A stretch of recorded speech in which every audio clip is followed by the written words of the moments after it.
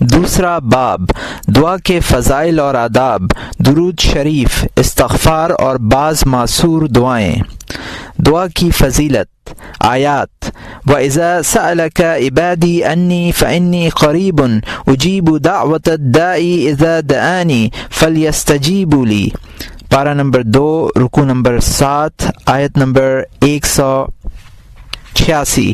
اور جب آپ سے میرے بندے میرے متعلق دریافت کریں تو آپ میری طرف سے فرما دیجئے کہ میں قریب ہوں اور منظور کر لیتا ہوں ہر عرضی درخواست کرنے والے کی، اور وہ مجھ سے دعا کرے سو ان کو چاہیے کہ وہ میرے احکام قبول کریں۔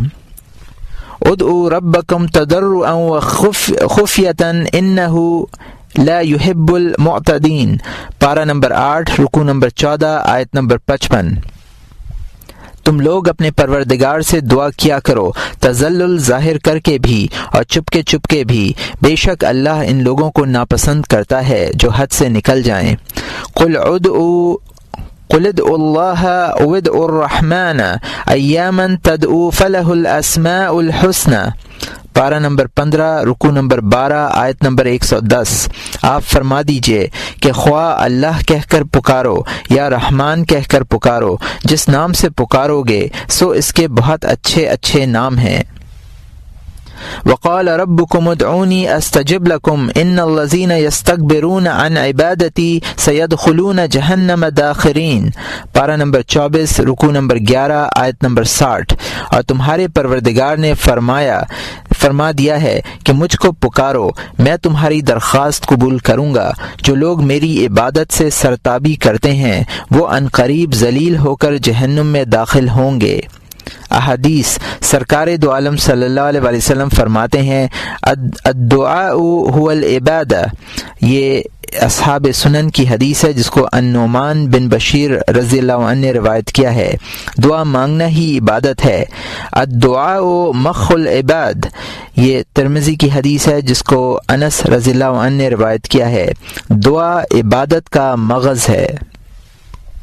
لیس شیء اکرم عند اللہ من الدعاء، یہ ترمذی، ابن ماجہ، ابن حبان اور حاکم کی حدیث ہے جس کو ابو ہریرہ رضی اللہ تعالی عنہ نے روایت کیا ہے۔ اللہ کے نزدیک دعا سے زیادہ عظیم چیز کوئی نہیں ہے۔ ان العبد لا يخطأ من الدعاء احدی ثلاث، اما ذنب یغفر له واما خیر یعجل له واما خیر یدی خرلہ، یہ ابو منصور الدیلمی کی حدیث ہے جس کو انس رضی اللہ تعالی عنہ نے روایت کیا ہے۔ اور یہاں مترجم نے حاشیے میں لکھا ہے کہ یہ روایت ابو سعید الخدری سے بخاری نے الاداب المفرد میں اور احمد اور حاکم نے روایت کی ہے۔ مضمون یہی ہے، الفاظ دوسرے ہیں۔ اور یہاں مترجم کا حاشیہ ختم ہوتا ہے۔ ترجمہ: بندہ دعا کے ذریعے 3 چیزوں میں سے ایک جانے نہیں دیتا، یا تو اس کا گناہ بخش دیا جاتا ہے، یا اسے کوئی اچھی چیز فوراً عطا کر دی جاتی ہے، یا آئندہ کے لیے خیر کر لی جاتی ہے۔ سلو اللہ من فضلہ فإن اللہ يحب ان يسأل وافضل العبادۃ انتظار الفرج، یہ ترمذی کی حدیث ہے جس کو ابن مسعود رضی اللہ عنہ نے روایت کیا ہے۔ اللہ تعالی سے اس کے فضل و کرم کی درخواست کرو، اللہ کو یہ اچھا لگتا ہے کہ کوئی اسے مانگے۔ بہترین عبادت یہ ہے کہ آدمی خوشحالی کا انتظار کرے۔ حضرت ابو ذر رضی اللہ تعالیٰ عنہ فرماتے ہیں کہ نیکی کے ساتھ دعا کی اتنی ضرورت ہے جتنی کھانے میں نمک کی۔ دعا کے آداب۔ پہلا ادب یہ ہے کہ دعا کے لیے افضل اوقات کا منتظر رہے، جیسے سال میں عرفے کا دن ہے، مہینوں میں رمضان ہے، دنوں میں جمعہ ہے اور اوقات میں سحر کا وقت ہے۔ اللہ تعالیٰ سحر کے متعلق ارشاد فرماتے ہیں وبالاسحار هم یستغفرون، پارہ نمبر 26، رکوع نمبر 18، آیت نمبر 18۔ اور سحر کے وقت وہ افطار کرتے ہیں۔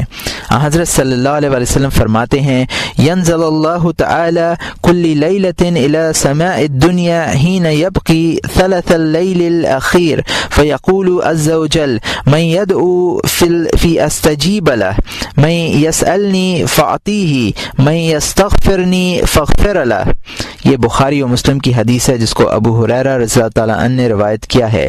جب رات کا آخری تہائی حصہ باقی رہ جاتا ہے اللہ تعالیٰ دنیا پر جلوہ افروز ہوتے ہیں اور فرماتے ہیں کوئی ہے جو مجھ سے دعا مانگے اور میں قبول کروں، کوئی ہے جو مجھ سے درخواست کرے اور میں عطا کروں، کوئی ہے جو مجھ سے مغفرت چاہے اور میں اس کی مغفرت کروں۔ حضرت یعقوب علیہ السلام نے اپنے بیٹوں سے کہا تھا سوف استغفر لکم ربی، پارہ نمبر 13 رکوع نمبر 5 آیت نمبر 98، ان قریب تمہارے لیے اپنے رب سے دعائے مغفرت کروں گا۔ کہتے ہیں کہ حضرت یعقوب علیہ السلام سحر کے وقت مغفرت کی دعا کرنا چاہتے تھے، چنانچہ آپ رات کے پچھلے پہر نیند سے بیدار ہوئے اور دعا مانگی۔ تمام بیٹے دعا کے وقت موجود تھے اور آمین آمین کہہ رہے تھے۔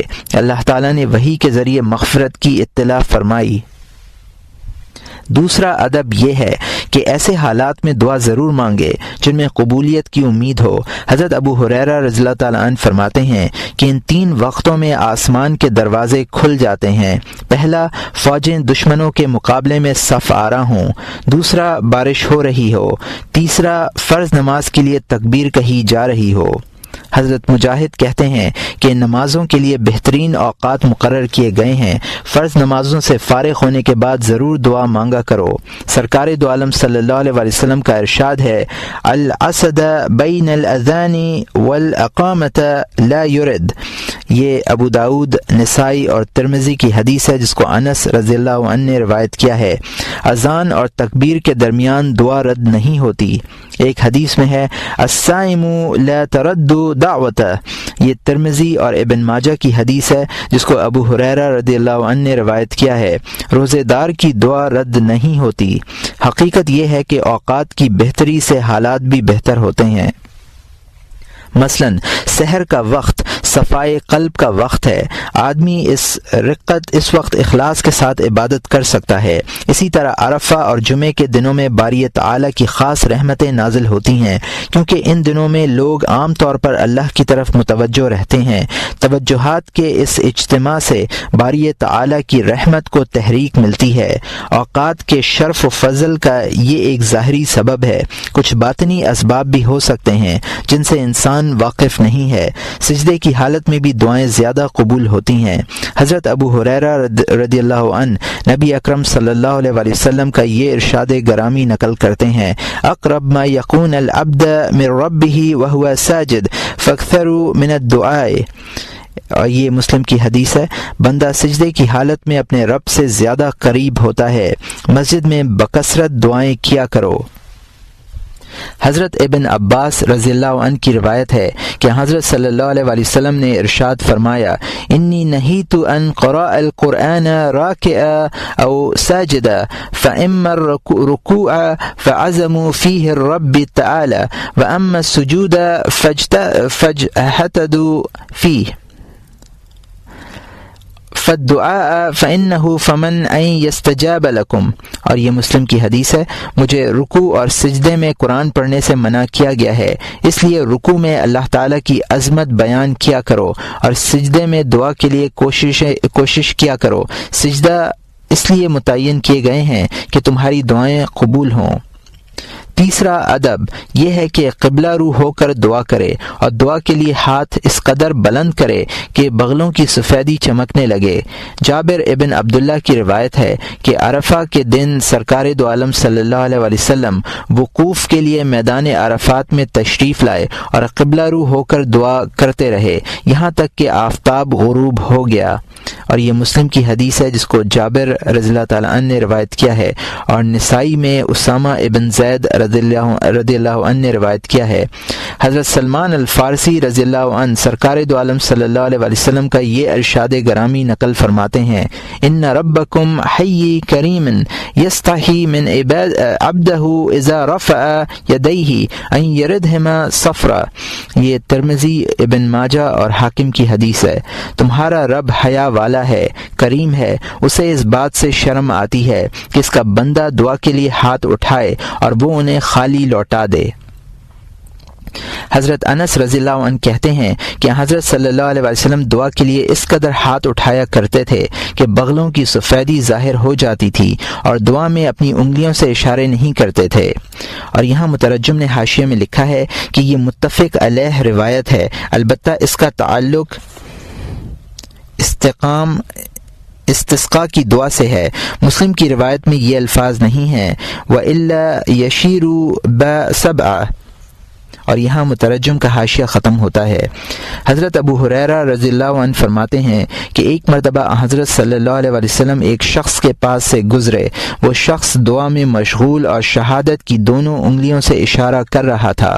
حضرت صلی اللہ علیہ وسلم نے اس سے فرمایا احدا احدا، یہ نسائی، ابن ماجہ اور حاکم کی حدیث ہے، یعنی ایک انگلی کافی ہے۔ حضرت ابو الدرداء رضی اللہ عنہ کہتے ہیں کہ ان ہاتھوں کو زنجیروں میں قید ہونے سے پہلے دعا کے لیے اٹھا لو، دعا کے بعد دونوں ہاتھ اپنے منہ پر پھیر لینے چاہیے۔ حضرت عمر ابن الخطاب کی روایت میں ہے کان رسول اللہ صلی اللہ علیہ وسلم اذا مدیدہ من فی الدعاء لم یردہما حتی یمسح بہما وجہ، یہ ترمذی کی حدیث ہے۔ حضرت صلی اللہ علیہ وسلم کا معمول یہ تھا کہ جب آپ ہاتھ کے لیے دعا کے لیے ہاتھ پھیلاتے تو اپنے چہرے پر پھرے بغیر نہ ہٹاتے۔ حضرت عبداللہ ابن عباس رضی اللہ عنہ فرماتے ہیں کان صلی اللہ علیہ وسلم اذا دعا ضم کفیہ وجعل بطونہما مما یلی وجہ، یہ طبرانی کی حدیث ہے جس کو بسند ضعیف روایت کیا گیا ہے۔ حضرت صلی اللہ علیہ وسلم جب دعا مانگتے تو دونوں ہتھیلیاں ملا لیتے اور ان کا اندرونی رخ اپنے منہ کی طرف کر لیتے۔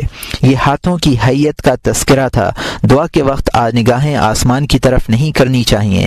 سرکار دو عالم صلی اللہ علیہ وسلم کا ارشاد ہے لَيَنْتَهِينَ أَقْوَامًا عَنْ رَفْعِ أَبْصَارِهُمْ إِلَى السَّمَاءِ عند الدعاء او تخطفن ابصارهم، یہ مسلم کی حدیث ہے جس کو ابو ہریرہ رضی اللہ عنہ نے روایت کیا ہے۔ لوگ دعا کے وقت اپنی نگاہیں آسمان کی طرف اٹھانے سے باز رہیں ورنہ ان کی نگاہیں اچک لی جائیں گی۔ چوتھا ادب یہ ہے کہ آواز پست رکھے، دعا میں شور مچانے کی ضرورت نہیں۔ حضرت ابو موسیٰ اشعری رضی اللہ عنہ فرماتے ہیں کہ ہم نے حضرت صلی اللہ علیہ وآلہ وسلم کی معیت میں سفر کیا۔ جب آپ مدینہ منورہ کے قریب پہنچے تو آپ نے تکبیر کہی، لوگوں نے بھی تکبیر کہنے میں آپ کا اتباع کیا اور بآواز بلند تکبیر کہی۔ سرکار دو عالم صلی اللہ علیہ وسلم نے ارشاد فرمایا یا ایھا الناس ان الذی تدعون لیس باسم ولا غائب ان الذی تدعون بینکم وبین اعناق رکابکم، یہ ابو داؤد، بخاری اور مسلم کی حدیث ہے۔ اے لوگو، تم جس کو پکار رہے ہو وہ بہرا نہیں ہے اور نہ وہ غائب ہے جسے تم پکار رہے ہو، وہ تمہارے اور تمہاری سواریوں کی گردنوں کے درمیان ہے۔ قرآن شریف میں ارشاد فرمایا گیا وَلَا تَجْهَرْ بِصَلَاتِكُمْ وَلَا تُخَافِتْ بِهَا، پارہ نمبر 15 رکوع نمبر 14 آیت نمبر 110، اور اپنی نماز میں نہ تو بہت پکار کر پڑھیے اور نہ بالکل چپکے چپکے ہی پڑھیے۔ حضرت عائشہ رضی اللہ عنہا فرماتی ہیں کہ آیت کا مقصود جہر و اخفاف سے منع کرنا ہے۔ اللہ تعالیٰ نے اپنے پیغمبر حضرت زکریا علیہ السلام کی ان الفاظ میں تعریف کی ہے اذ نادى ربه نداء خفيا، پارہ نمبر 16 رکوع نمبر 4 آیت نمبر 3، جبکہ انہوں نے اپنے پروردگار کو پوشیدہ طور پر پکارا۔ ادعوا ربکم تضرعا وخفیۃ انہ لا یحب المعتدین، پارہ نمبر 8 رکوع نمبر 14 آیت نمبر 55، تم لوگ اپنے رب سے دعا کیا کرو تذلل ظاہر کر کے بھی اور چپکے چپکے بھی، بے شک اللہ ان لوگوں کو ناپسند کرتا ہے جو حد سے نکل جائیں۔ 5واں ادب یہ ہے کہ دعا میں کافیہ بندی کا تکلف نہ کرے، اس لیے کہ دعا مانگنے والے کی حالت آہوزاری کرنے والے کے مشابہ ہے، ایسے شخص کو تکلف زیب نہیں دیتا۔ حضرت صلی اللہ علیہ وسلم کا ارشاد ہے سیکون قوما یعتدون فی الدعاء، یہ ابو داود، ابن ماجہ، ابن حبان اور حاکم کی حدیث ہے، جس کو عبداللہ ابن مغفل رضی اللہ عنہ نے روایت کیا ہے۔ ان قریب کچھ لوگ ایسے ہوں گے جو دعا میں حد سے زیادہ تجاوز کریں گے۔ بعض لوگوں نے مذکورہ بالا آیت ادعوا ربکم تضرعا وخفیۃ انہ لا یحب المعتدین کی تفسیر میں کہا ہے کہ معتدین سے دعا میں کافیہ بندی کا تکلف کرنے والے مراد ہیں۔ بہتر یہ ہے کہ صرف وہی دعائیں مانگے جو معصور و منقول ہیں۔ غیر معصور دعائیں مانگنے میں یہ ممکن ہے کہ آدمی حد سے تجاوز کر جائے اور وہ چیز مانگ بیٹھے جو مصلحت کے خلاف ہو۔ حقیقت یہ ہے کہ ہر شخص دعا کے صحیح طریقے سے واقف نہیں۔ حضرت معاذ ابن جبل رضی اللہ عنہ کے بقول اہل جنت بھی علماء کی ضرورت محسوس کریں گے۔ جب ان سے کہا جائے گا کہ کسی چیز کی تمنا کرو تو انہیں تمنا کرنے کا سلیقہ بھی نہیں ہوگا۔ اس وقت علماء کے پاس جائیں گے اور ان سے تمنا کرنے کا سلیقہ سیکھیں گے۔ نبی اکرم صلی اللہ علیہ وسلم کا ارشاد ہے ایاکم والسجع فی الدعاء حسب احدکم ان یقول اللہم انی اسألک الجنة وما قرب الیہا من قول وعمل واعوذ بک من النار وما قرب الیہا من قول وعمل۔ اور یہاں مترجم نے حاشیے میں لکھا ہے کہ ان الفاظ میں یہ روایت غریب ہے۔ البتہ ابن عباس رضی اللہ عنہ کی ایک روایت بخاری میں ہے جس کے الفاظ یہ ہیں وانظر وسجع من الدعاء فاجتبه فانی امدت۔ اصحاب رسول صلی اللہ علیہ وآلہ وسلم لا فعلون الا ذلك۔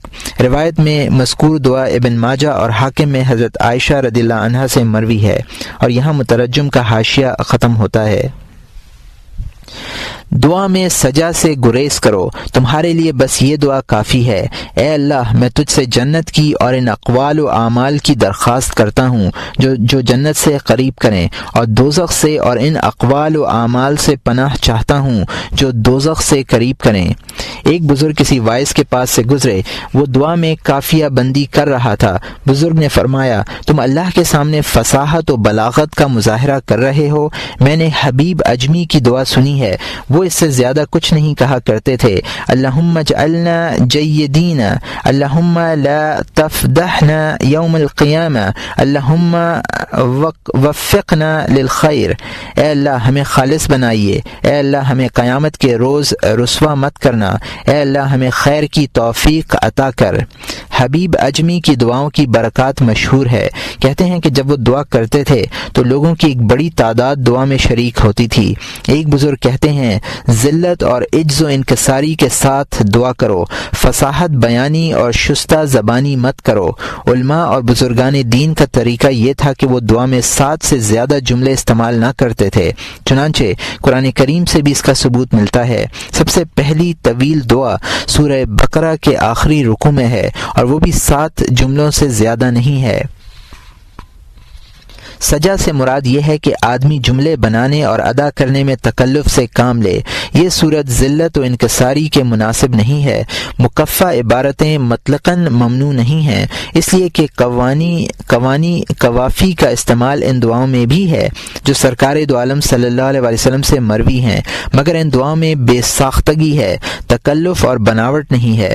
مثال کے طور پر یہ دعا ملاحظہ فرمائیے اسألک امن یوم الوعید والجنت یوم الخلود دمع المقربین الشہود والرکع السجود الموفین بالعہود انک رحیم ودود وانک تفعل ما ترید۔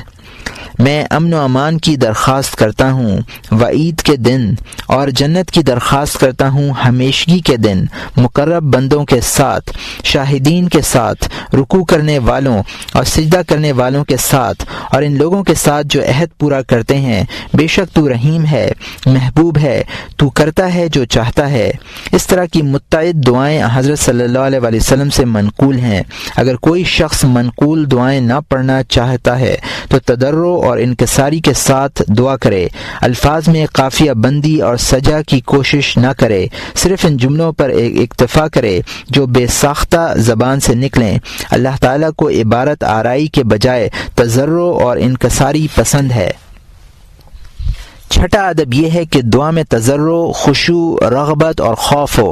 اللہ تعالیٰ ارشاد فرماتے ہیں انہم کانوا یسارعون فی الخیرات ویدعوننا رغبا ورہبا، پارہ نمبر 17 رکوع نمبر 7 آیت نمبر 90۔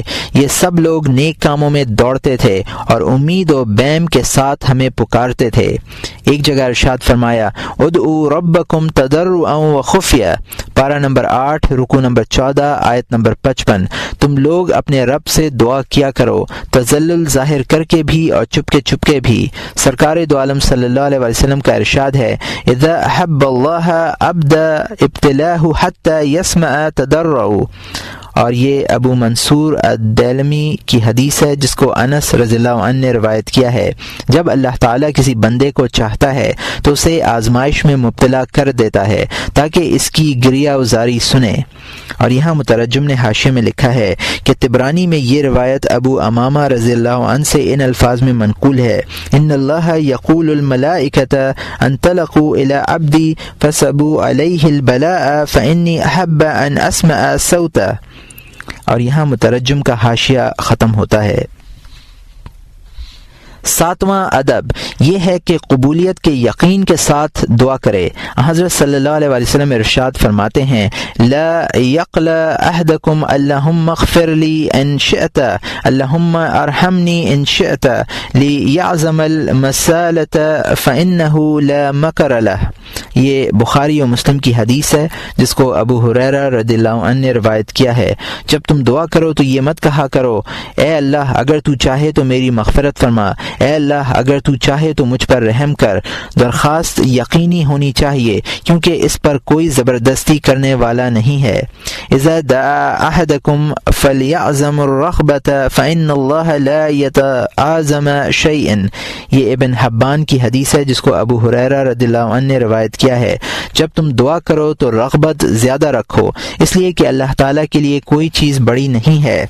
ادعوا اللہ وانتم موقنون بالاجابۃ واعملوا ان اللہ یستجیب دعاء من قلب غافل، یہ ترمذی کی حدیث ہے جس کو ابو ہریرہ رضی اللہ عنہ نے روایت کیا ہے۔ اللہ سے قبولیت کے یقین کے ساتھ دعا مانگو اور یہ بات جان لو کہ اللہ تعالی غافل دل کو قبول نہیں کرتا۔ سفیان ابن عینیہ رحمۃ اللہ علیہ فرماتے ہیں کہ جب تم دعا کرو تو یہ مت سمجھو کہ ہم گناہ گار ہیں، ہماری دعا قبول نہیں ہوگی۔ مخلوق میں شیطان سے بڑا گناہ گار اور مجرم کون ہوگا؟ اللہ تعالی نے اس کی دعا بھی رد نہیں فرمائی۔ ارشاد ہے قال ربی فانظرنی الی یوم یبعثون قال فانک من المنظرین، پارہ نمبر 14 رکوع نمبر 13 آیت نمبر 36 اور 37۔ شیطان نے کہا تو پھر مجھ کو مہلت دیجیے قیامت کے دن تک۔ ارشاد ہوا تو جا، تجھ کو مہلت دی گئی۔ آٹھواں ادب یہ ہے کہ دعا میں مبالغہ نہ کرے اور دعا کے الفاظ 3 بار کہے۔ حضرت عبداللہ ابن مسعود رضی اللہ عنہ کی روایت میں ہے کہ حضرت صلی اللہ علیہ وسلم 3 مرتبہ دعا فرماتے اور 3 مرتبہ سوال کرتے، بخاری و مسلم۔ اگر دعا کی قبولیت میں تاخیر ہو تو مایوس ہونے کی ضرورت نہیں ہے۔ حضرت صلی اللہ علیہ وسلم ارشاد فرماتے ہیں یستجاب لأحدکم ما لم يعمل فیقول قد دعوت فلم یستجب لی فإن دعوت فاسأل اللہ کثیرا فإنک تدعو کریما، یہ بخاری و مسلم کی حدیث ہے جس کو ابو ہریرہ رضی اللہ عنہ نے روایت کیا ہے۔ تمہاری دعا اس وقت قبول ہوگی جب تم جلدی نہ کرو گے اور یہ نہ کہو گے کہ میں نے دعا کی تھی مگر قبول نہیں ہوئی۔ جب دعا کرو تو بار بار سوال کرو، اس لیے کہ تم رب کریم سے دعا کر رہے ہو۔ ایک بزرگ کہتے ہیں کہ میں 1 سال سے دعا کر رہا ہوں مگر ابھی تک قبولیت نصیب نہیں ہوئی، اس کے باوجود مایوس نہیں ہوں، اور وہ دعا یہ ہے کہ اے اللہ مجھے لایانی اور لغو کاموں سے بچنے کی توفیق عطا فرما۔ ایک روایت میں ہے اذا سال احدکم مسالۃ فتعرف الاجابۃ فلیقل الحمد للہ الذی بنعمتہ تتم الصالحات ومن ابطأ عنہ عن ذلک شیء فلیقل الحمد للہ علی کل حال۔ یہ بیہقی فی الدعوات کی حدیث ہے جس کو ابو ہریرہ رضی اللہ عنہ نے روایت کیا ہے۔ جب تم میں سے کوئی شخص دعا مانگے اور قبولیت کے آثار ظاہر ہو جائیں تو یہ کہے تمام تعریفیں اس ذات پاک کے لیے ہیں جس کی نعمت سے نیکیاں تمام ہوتی ہیں، اور اگر قبولیت میں کچھ تاخیر ہو جائے تو یہ کہے ہر حال میں اللہ کا شکر ہے۔ نواں ادب یہ ہے کہ اللہ تعالیٰ کے ذکر سے دعا کی ابتدا کرے۔ سلمہ ابن الاکو رضی اللہ عنہ فرماتے ہیں کہ میں نے حضرت صلی اللہ علیہ وسلم کو کبھی نہیں سنا کہ آپ نے دعا کی ہو اور شروع میں یہ الفاظ نہ کہے ہوں سبحان ربی الاعلی الوہاب۔ یہ احمد اور حاکم کی حدیث ہے۔ پاک ہے میرا رب عظیم عطا کرنے والا۔ ابو سلیمان دارانی رحمۃ اللہ علیہ کہتے ہیں کہ جو شخص اللہ سے کچھ مانگنا چاہے اسے اپنی دعا کے اول و آخر درود شریف پڑھنا چاہیے، اس لیے کہ اللہ تعالیٰ دونوں درود قبول کریں گے۔ رب کریم کی شان رحمت سے یہ بعید ہے کہ دونوں درود قبول فرما لیں اور دونوں کے درمیان کی دعائیں رد فرما دیں۔ ابو طالب مکی رحمۃ اللہ علیہ کی ایک روایت میں سرکار دو عالم صلی اللہ علیہ وسلم کا یہ ارشاد نقل کیا گیا ہے کہ جب تم دعا کرو تو ابتدا میں مجھ پر درود ضرور پڑھا کرو، اس لیے کہ اللہ کی شان کرم سے یہ امر بعید ہے کہ اس سے وہ دعائیں کی جائیں اور وہ ایک دعا رد کر دے اور دوسری قبول کر لے۔ اور یہاں مترجم نے حاشیے میں لکھا ہے کہ یہ روایت حضرت ابو دردہ پر موقوف ہے، اور یہاں مترجم کا حاشیہ ختم ہوتا ہے۔ 10واں ادب اس کا تعلق باطن سے ہے۔ قبولیت